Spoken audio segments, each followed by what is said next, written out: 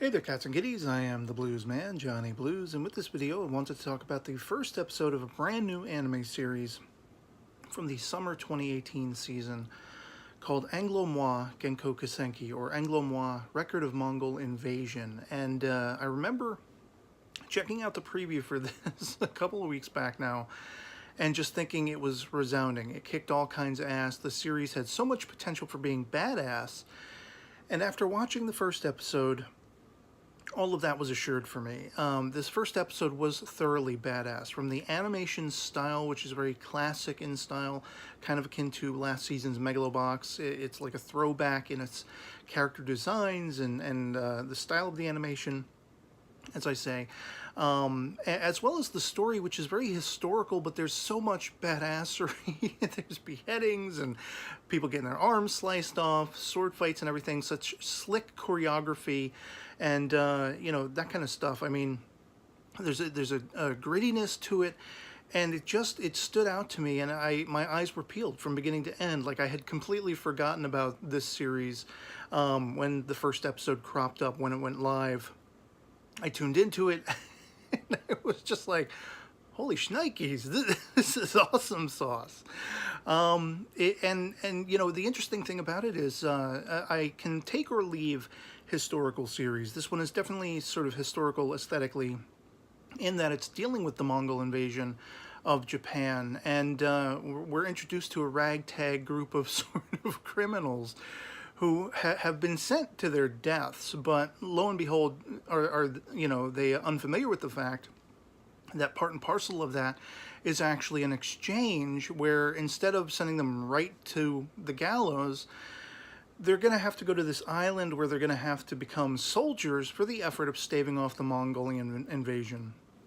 They are introduced to this sort of pseudo-princess Taruhi, and we're introduced to sort of the figurehead leader, if you will, a former noble or honorable guard or something like that, Kuchi.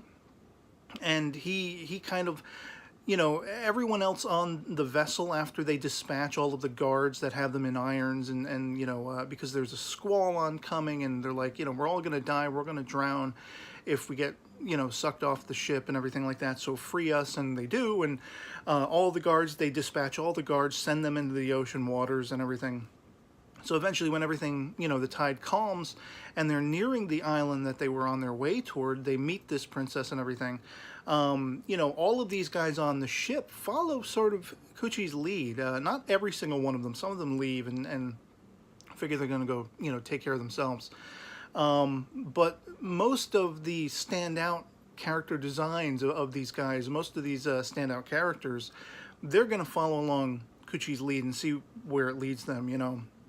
And so they're taken in a warm embrace by this pseudo princess Taruhi, and all the while, Kuchi, this figurehead, this leader, he's like waiting for the other leg to drop. He's like, okay, something's up with this. I mean, they're feeding us, they're giving us a roof over our heads, they've given us this warm welcome. When is the catch going to reveal itself? And lo and behold, certainly Taruhi reveals to them what their real true purpose is. They were sent to the gallows, but as a sort of extension of that, now they are expected to fight with their lives to protect this small island nation, an offshoot of Japan, from the Mongols. And it just, again, I mean, the interesting thing about it too is already you're seeing the loyalty among men. You know, the sort of birth. This was something that was in the write-up for the series. The birth of the aesthetics that make up the samurai. That sense of loyalty, that sense of fighting for one's leader and everything like that. Self-sacrifice and the honorability and whatever, you know, all that kind of stuff, which I've always been fascinated by, the tenets of Bushido. And this just looked all kinds of badass. It was just the pacing of it, you know, the heads flying off of guys and everything, the charisma and the leadership of the Kuchi character, how he, you know, sort of you know, goes up against Taruhi in a way because she's very timid. She is much more of a peaceable character. She does not care for war, and she doesn't care for bloodshed. And I think we get kind of the essence of her character that if there were any other alternative, she would prefer not to have war be what happens between their society and the Mongols. They don't want to be invaded. They don't want to have to fight for their lives. They'd rather live peacefully, you know. And so there is some level of trepidation on her part, and Kuchi gets right up in her face about it. But then reveals for him, as she stands up to him, that she does have a solid inner core. She has courage.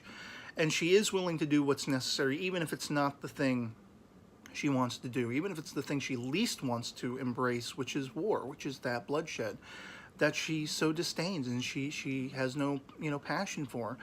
And so by the end, effectively, these guys that decided to stick around, they're kind of sort of there, you know, in an or else fashion.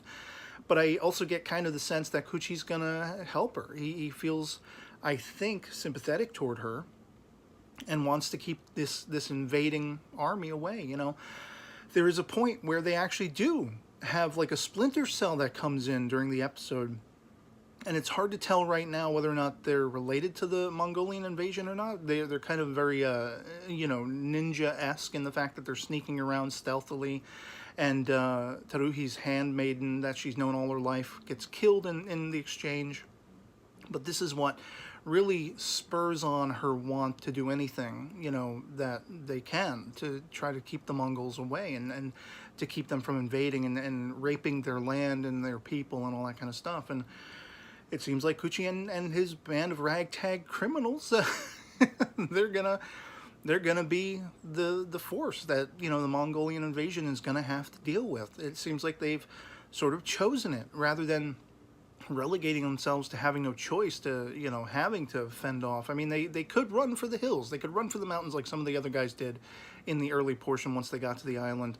But I think Kuchi's an honorable guy, and he sees that this little community on this island is worth protecting, especially because of its leader Taruhi, who he, you know, I don't know if there will be any romantic interest in between them, but I think they will inspire each other, and I just thought this was all kinds of badass. So I wanted to talk about it. It's the first episode of the summer 2018 season that I actually was so jazzed to want to come on and talk about, and so thus this live stream discussion. So I'd love to hear from you guys in the comments below if you've seen it, if you enjoyed it as much as I did, if you think it has as much potential as I do. If not, why not? Let me know that as well in the comments below. Anything goes. Our POVs can certainly disagree. Just love having that, you know, conversation.